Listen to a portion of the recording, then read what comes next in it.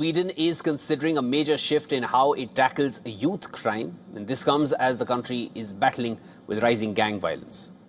Well, of course, the violence involving children and teenagers would be the focus here. And according to the officials, gang-related shootings and bombings, they've surged over the past decade, and most of these attacks are carried out by minors. Police estimate that there are around 17,500 active gang members and another 50,000 associates across the country. Authorities say that the criminal networks are increasingly recruiting youngsters through social media. Last year, 52 children under the age of 15 were involved in legal trials suspected of murder or attempted murder. So we're not talking about theft, not even assault or robbery.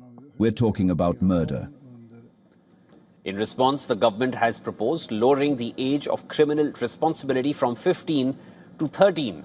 Under the plan, young offenders convicted of serious crimes could be sent to specially designed prisons instead of social care facilities. Authorities are already preparing dedicated units for violent teenage offenders, focusing on education, rehabilitation, and structured daily activities.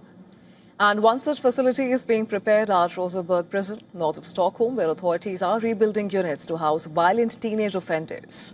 The prison system says that education will be a central part of daily life. The inmates will also have access to recreational activities such as sports, television, and video games. So this is the cell where the inmates will be. It's about 10 square meters.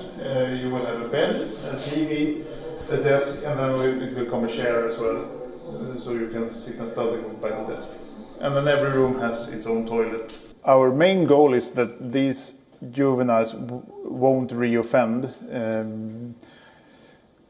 We don't want them to come back as adults to the prison system.